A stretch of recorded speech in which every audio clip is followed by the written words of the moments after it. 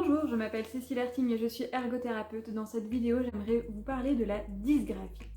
La dysgraphie, c'est un trouble de l'écriture qui affecte aussi bien la qualité que la vitesse. Parfois les deux en même temps.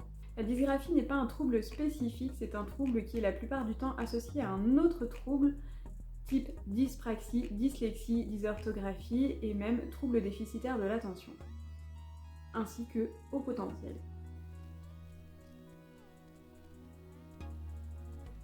La dysgraphie est une difficulté qui est durable dans le temps et qui n'est pas imputable à un défaut d'entraînement. Si toutefois c'était le cas, un peu d'entraînement et c'est reparti. Pour bien comprendre comment on peut accompagner votre enfant dans ses difficultés d'écriture, il est important de comprendre ce qui compose l'écriture.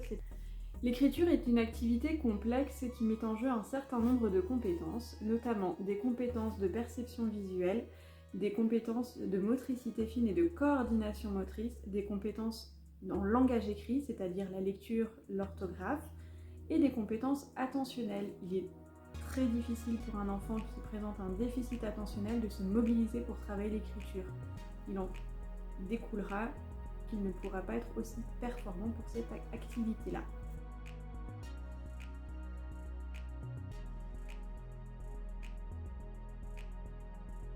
On parle souvent de la tenue du crayon quand on aborde la dysgraphie.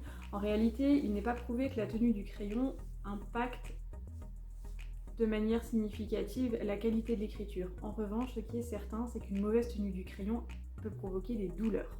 Toutefois, si l'enfant est encore jeune, c'est-à-dire qu'il n'a pas dépassé le CE1, CE2, il est possible de travailler sur la tenue du crayon afin de l'améliorer pour permettre une meilleure fonctionnalité et surtout limiter des douleurs.